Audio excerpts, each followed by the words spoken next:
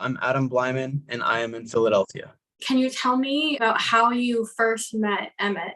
It was through If Not Now. With If Not Now, Emmett was part of this core group that a bunch of us were in, that we would have pretty regular meetings in terms of planning actions. We all knew each other, right? We all cared about each other. When Emmett got sick, we were all concerned. We wanted to be there for him. He was somebody that we worked with closely, we cared about. There was someone in If Not Now Philly who was kind of saying hey guys, we should go and hang out with him, keep him company. He would talk on social media about what's going on with him. This is a person that is in my life that I care about. We organize together and I want to be supportive. I want to hang out. I want to keep him company. This seemed very isolating, and he would talk about that. I remember one time there was Harry Potter themed party. That might have been his birthday party, actually. That was fun. You were there, right? What did his hospice room look like when you walked in? There were a lot of decorations, especially for the living funeral. I think they were from Emmett's friends, people in If Not Now, people that he knew from college or from other activism, people that kind of contributed to that. It was nice. And people would come in and color and then add those things to the walls. Oh yeah. Hey, I'm remembering that now. What lessons can we learn about disability and chronic illness from Emmett?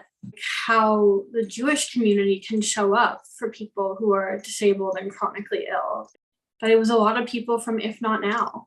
Really valuable to have a community where you all care about each other, right? You have a sense of shared purpose, and there's a camaraderie built into that. It's not just the political work that you do. It's you care about each other as humans, as friends. In terms of chronic illness and disability, there's more barriers to just the way the world is set up. Finding meeting spaces.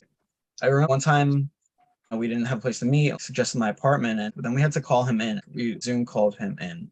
That kind of sucked. I'm a civil engineer for my day job and done a lot of work in terms of designing things for accessibility, and a lot of the built environment is not accessible for people. Wheelchairs, things you don't think about can be barriers for people with disability. It is important to be included, have that physical meeting space, build that sense of camaraderie, connect socially. He very much made the most of his life. Having that living funeral, coming at it head on, I know I'm going to die, but I'm going to fill my life with love and people that care about me and purpose till the very end. That's how we should be living. Do you feel like your friendship with Emmett informs your work now as a civil engineer? I do remember talking with him once about this work I did, and different cross slopes of the sidewalk, so you can really feel when it's more 2% or more than 2% cross slope. And he was yeah, it makes a huge difference, and showing me how if he's not careful, it'll start turning. You mentioned how that sense of camaraderie of organizing with people, and If Not Now. So Sarah Brammer-Schley and I were talking about the kind of organizing structure and perspective of If Not Now. It's decentralized.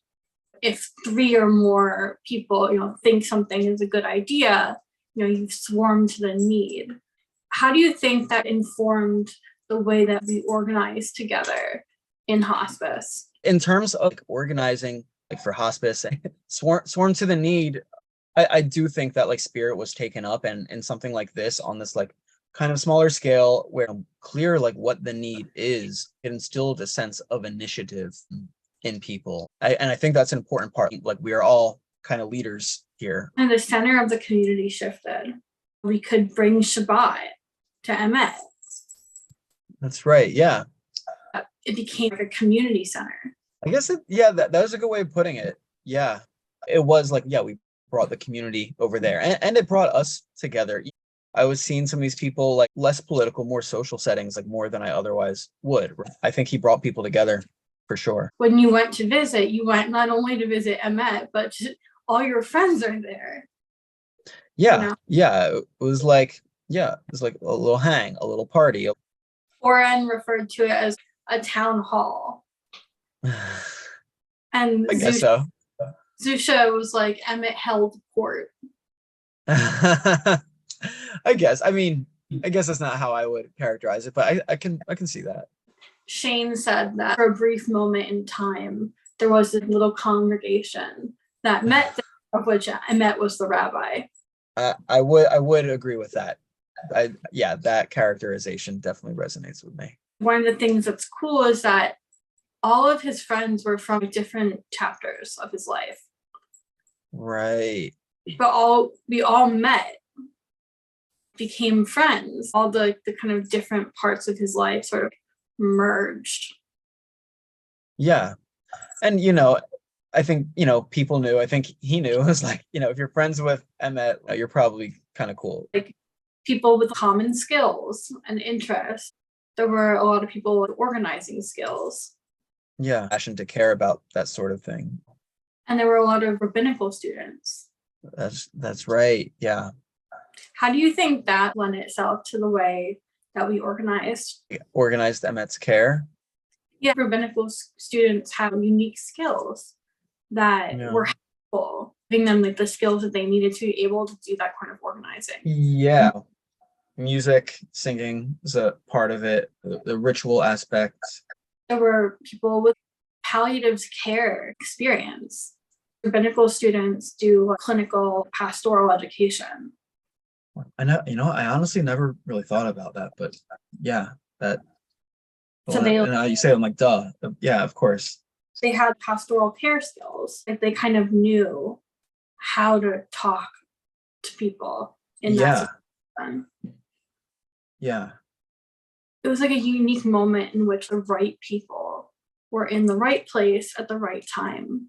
Yeah. And it wasn't a coincidence. Emmett becoming a rabbi, people in Emmett's like cultivating this community, a number of rabbis in, if not now, including Emmett. These are people who are leaders and have these skills, these passions, this like wisdom, sensitivity, and because of Emmett's whole history of what he was doing with his life, it was like a really beautiful example of the community he brought together to be surrounded by for the end of his life.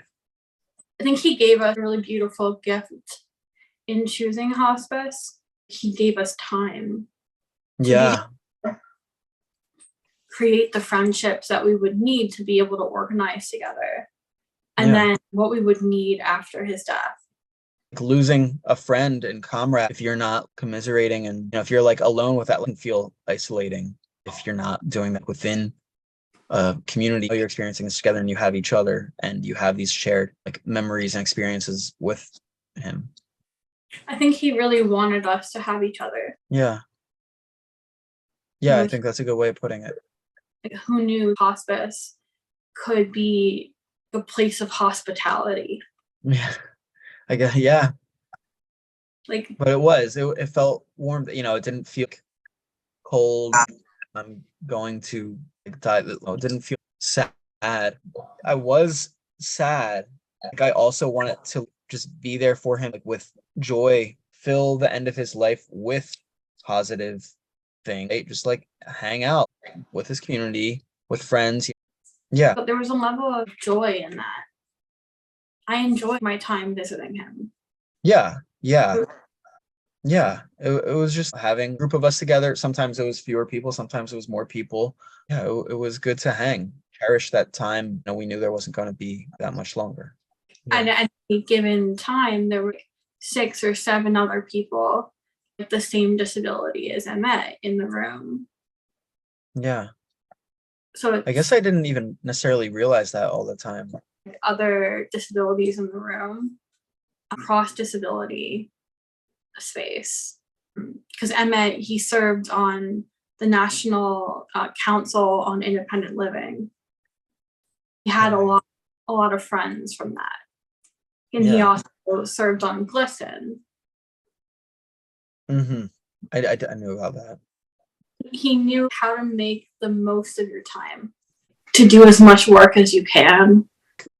Yeah, I guess that was something about him that was like driving passion's drive, and this like passion for like liberation and building a better world. And it takes energy, it takes drive, and he had that.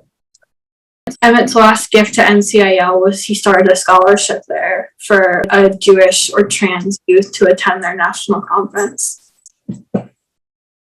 That's really beautiful. And his other last gift was RRC. He created a scholarship. Oh, he created a scholarship for RRC. Oh. For a rabbinical student focused on disability and chronic illness. Oh, wow. The second hospice center, it was originally started to care for HIV/AIDS patients. Oh, I did not know that. Wow. I would always think about that when we were there. There were groups of young queer and trans people caring for dying friends. Chronically ill, yeah. Before us. I felt kind of like strengthened by that sometimes, that there were friendly ancestors in the room. Yeah. I did not even know that, but that's really fitting. Even if we didn't know what we were doing, we probably were not the first young people to not know what we were doing in those rooms. Yeah. And we're going to have these oral histories. Yeah. Hopefully people can like access. Yeah. I felt like there was something so special about that space that's really like kept me going through the pandemic. Yeah. Because I know the world can be different. Like we saw a world where Shabbat came to the disabled, chronically ill person instead of isolating those people. Yeah. I think that's so important. So I want to show other people it's possible. Yeah. Yeah. And like, you know, obviously we need it on a bigger scale than what we have seen. There's a place to start.